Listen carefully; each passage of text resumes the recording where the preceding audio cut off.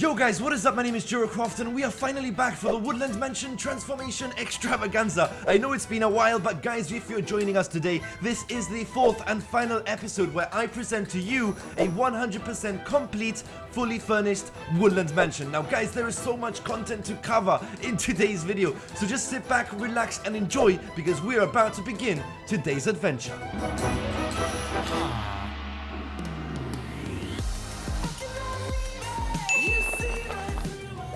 Right guys, now for those of you who missed out on previous videos, so far we have successfully transformed the exterior of the Woodland Mansion and we have already done a ton of interior work, building a grand entrance, a kitchen, dining room, basement, not to mention a grand library, blacksmith and even a mineshaft leading all the way down to bedrock, and that is just naming a few. But guys, seriously, there's no time to waste. We have so much to cover in today's video, so we're going to continue just where we left off, up on the second floor. Since the first floor is now complete, we're going to start building the first master bedroom, a massive room with of course a bed fit for a king.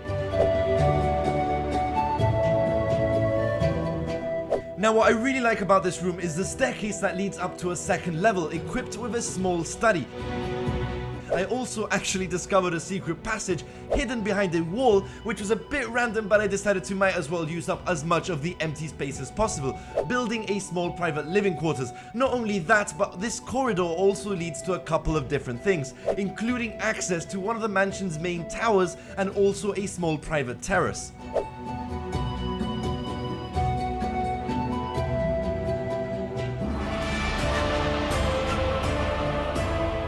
Right guys, so back outside the bedroom, we're going to continue upgrading the left side of the mansion. Now there's not much space over here, but at least I've managed to fit in a small storage room. Besides that, we do also have a corridor that does lead back to the front of the house.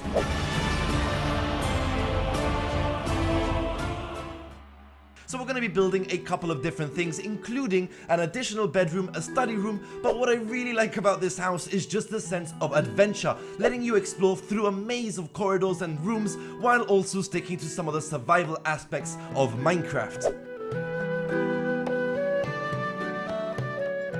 Now guys, we are almost done with the second floor of the mansion. We now find ourselves on the right side of the house, and this is where things do get a slight bit more crazy. After reviewing some of your comments, I've decided to incorporate as many of your ideas as possible.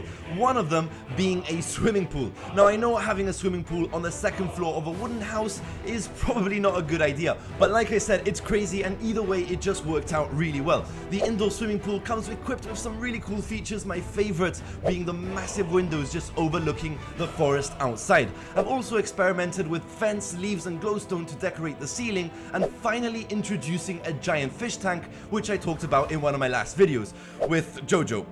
And you're probably wondering where Jojo is. I just kind of stuck him in a cage down in the basement. My name is Jojo and I love rainbows.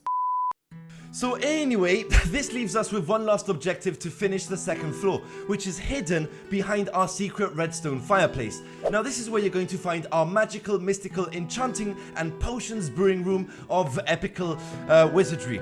No, but seriously, going back to adding some of Minecraft's survival aspects, I think is important to make this house somewhat functional.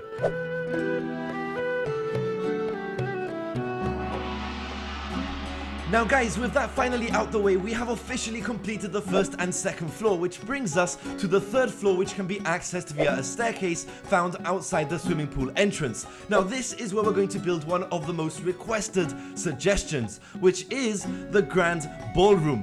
Probably one of the more challenging rooms to build, seeing as really it's just one big open space. But despite that, the Grand Ballroom actually turned out much better than expected after at least adding some interior decorations.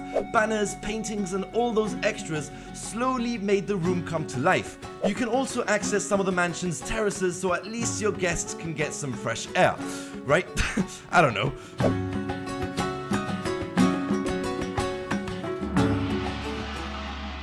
Now there is still plenty of space left on the third floor, so right beside the ballroom I've decided to build a couple of different things, mainly a place that will provide food and drink to your guests. So a few barrels of wine by the bar, a place for guests to sit down and have a drink, as well as a small kitchen will provide for some sort of catering.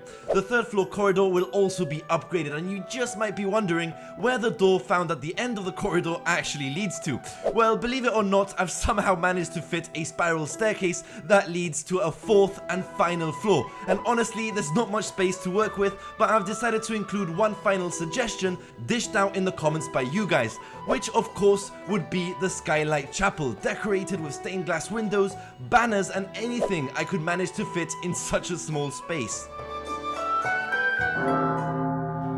Now, the sole purpose of this series was to give you guys plenty of tips and ideas that will just help you expand on your craft. It's been one heck of a journey, and you can now finally get your hands on this mansion by visiting www.jeracraft.net. If you haven't got your hands on a USB drive just yet, well, now's a really good time to do so, and I hope you guys have a good time just exploring this new creation. If you enjoyed this video, don't forget to smash the like button with your forehead, and I'll catch you guys in the next one. This is Jeracraft, over and out. I'm a gangster.